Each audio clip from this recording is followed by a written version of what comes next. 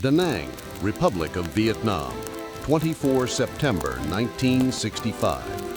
Former Vice President Richard M. Nixon, touring Southeast Asia as a private citizen, makes a brief but warmly received stop at this key American air base in I Corps.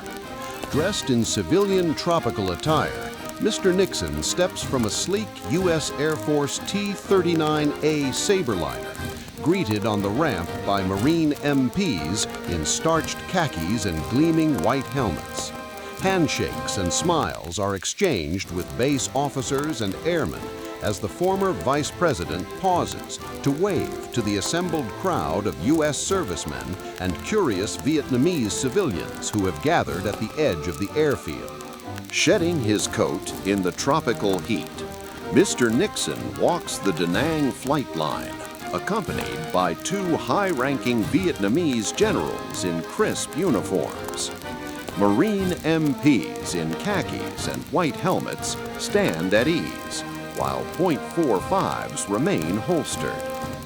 The former Vice President pauses frequently to shake hands with curious Vietnamese civilians who line the edge of the airstrip.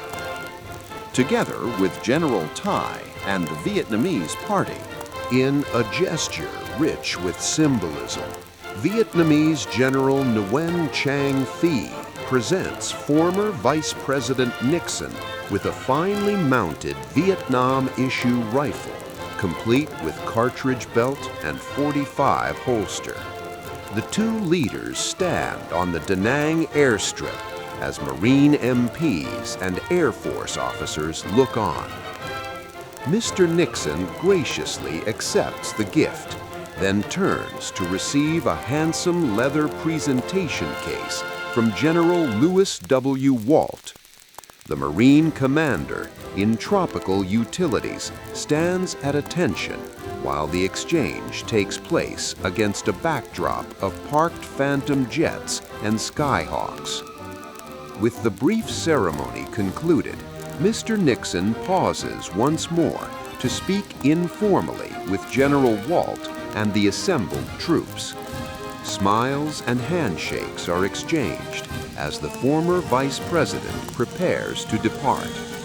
For the thousands of Americans now stationed at this vital northern outpost, the visit serves as a powerful reminder that the eyes of the nation and its leaders remain fixed on their mission in Southeast Asia.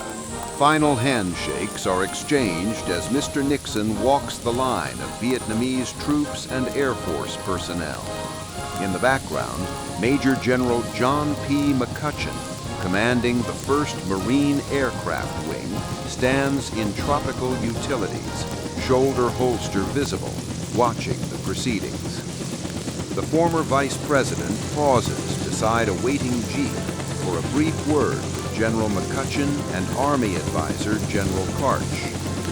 A Marine UH-1E helicopter circles overhead, coming in for landing as the dignitaries conclude their conversation.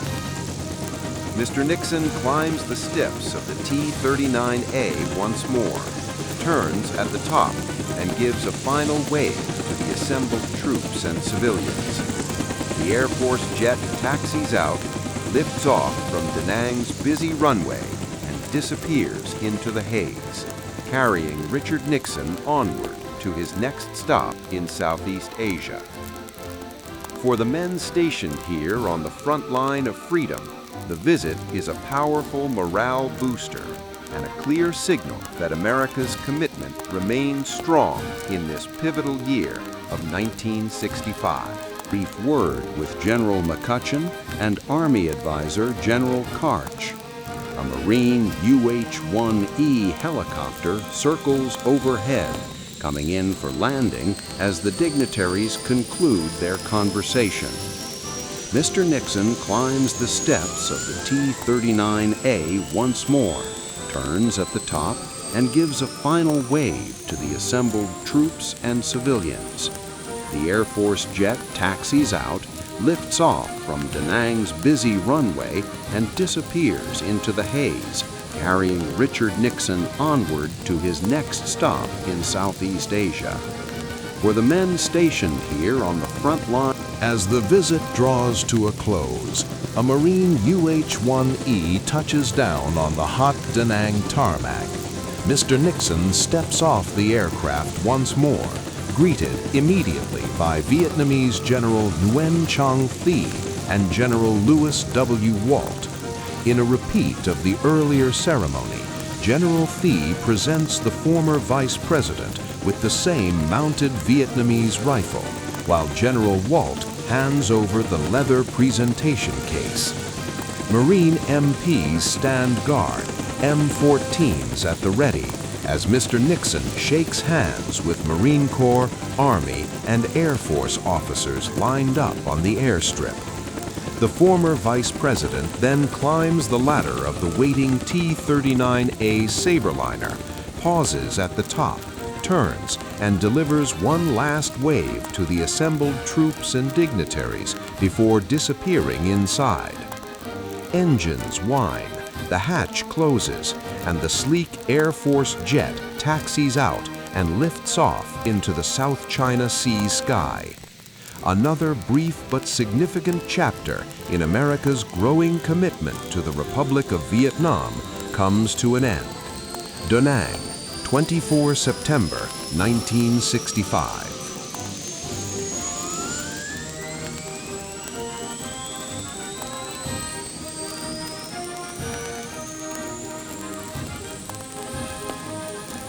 As Mr. Nixon's T-39A taxis away, the camera pans across the busy Da Nang flight line.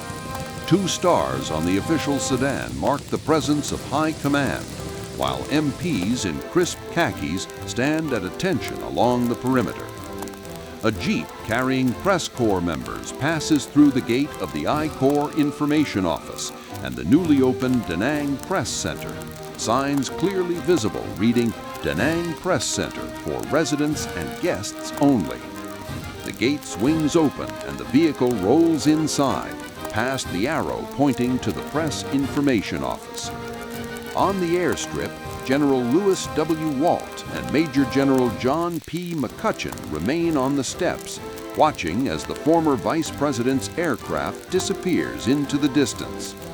For the Marines, Airmen, and soldiers of I Corps, the brief visit by Richard M. Nixon has underscored one unmistakable truth.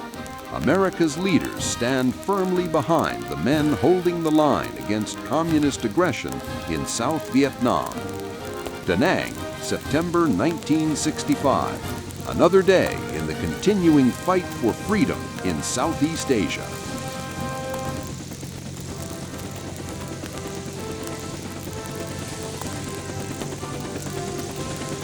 With the formal ceremonies complete, Mr. Nixon boards a Marine UH-1E helicopter for a short flight across the base. Seated inside the idling Huey alongside General Louis W. Walt and Major General John P. McCutcheon, the former Vice President continues an informal discussion as the rotors spin up. Marines in tropical khaki stand at attention on the airstrip, watching the helicopter lift off and bank away. From the open door, Mr. Nixon and Major General McCutcheon are seen in conversation, heads uncovered in the slipstream. The UH-1E climbs into the bright Vietnamese sky, then circles once before heading south, carrying Richard Nixon, General Walt, and Major General McCutcheon toward their next destination.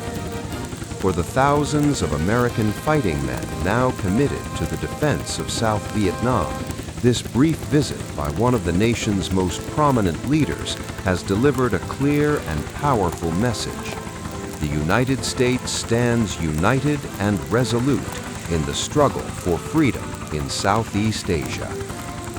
Da Nang, 24 September 1965. End of report.